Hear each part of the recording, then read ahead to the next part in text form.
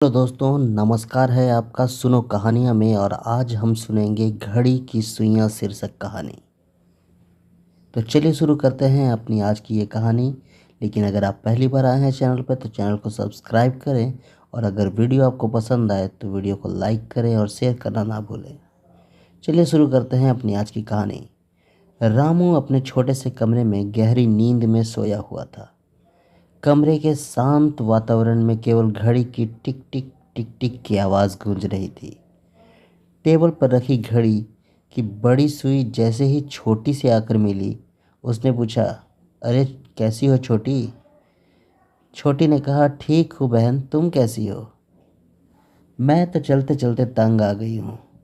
एक पल के लिए भी मुझे आराम नहीं मिलता। एक ही दायरे में घूमते घूमते ऊब सी गई हूँ अब। हमारे मालिक का कुत्ता तक सो रहा है, मगर हमें आराम नहीं।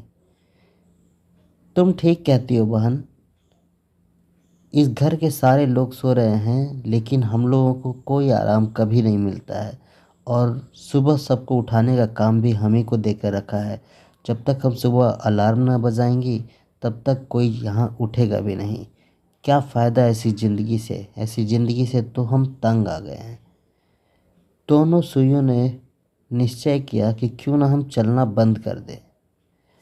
बड़ी सुई ने छोटी को सुझाव दिया कि चलो आज से हम चलना ही बंद कर देते हैं। और छोटी सुई को भी बड़ी सुई का यह सुझाव पसंद आ गया।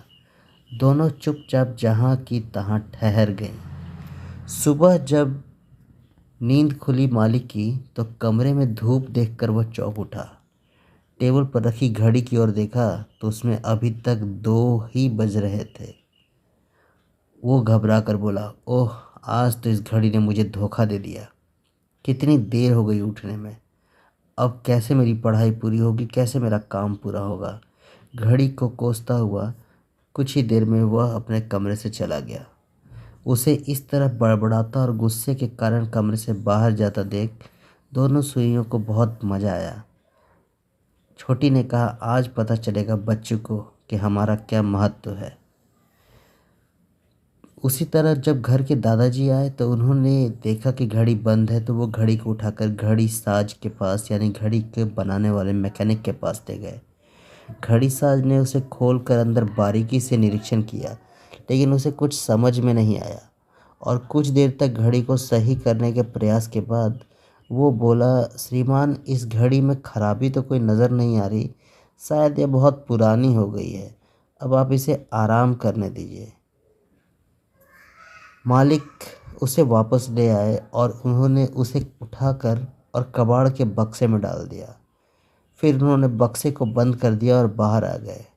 बक्से में सारी कबाड़ की चीज़ें, टूटी फूटी हुई चीज़ें पड़ी हुई थी। बक्सा बंद होते ही छोटी सुई घबरा गई। वह बोली, बहन, यह हम कहाँ आ गए? यहाँ तो बहुत अंधेरा है। अरे मेरा भी तो दम घुट रहा है। बड़ी सुई यह कहती हुई बोली, किस कैद खाने में बंद हो गए हम? कोई हमें खुली हवा में ले जाए। किंतु अब उनकी बातों को सुनने वाला वहाँ कोई नहीं था।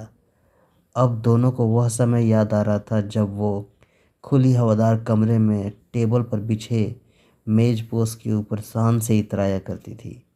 पास ही गुलदस्ते में ताज़े फूल सजे होते थे। चलते रहने के कारण उनके शरीर में चुस्ती फुर्ती बनी रहा करती थी। कितनी कदर थी उनकी। आते जाते सब उनकी ओर देखते थे। मालिक बड़े प्यार से अपने रुमाल से घड़ी साफ किया करता था। अब दोनों सुइयां टिक टिक टिक टिक करके चलने लगी थी, क्योंकि उन्हें पता चल गया था कि कुछ ना करने से बेहतर है कुछ करते रहना। निकम्मों और आलसियों की दुनिया में कोई काम नहीं। अब दोनों अपने किए पर पछता रही थी और उन्हें इस आशा में चलना पड़ रहा था कि शायद कोई उधर आए और हमारी टिक टिक की आवाज़ सुने और हमें इस कैद से बाहर निकाल कर फिर से हमें मेज़ पर सजा दे और फिर सब लोग हमें प्यार करने लगें। तो इस कहानी से मित्रों ये शिक्षा मिलती है कि चलना ही ज़िंदगी है। यानी जब तक आप क्रियाशील हैं तभी तक आपकी उपयोगिता बनी हुई है, तभी आपका जीवन सफल माना जाएगा और स्वयं भी आपको उस जीवन का आनंद आएगा। जिस प्रकार घड़ी की सुइयां बंद हो गई तो उनके मालिक ने उन्हें व्यर्थ समझकर बक्से में फेंक दिया और फिर वो अपनी करनी पर पछता रही थी। इसी प्रकार से हमें भी अपने आप को हमेशा क्रियाशील रखना चाहिए, अन्यथा जीवन में हमारा कोई महत्व नहीं रह जाएगा।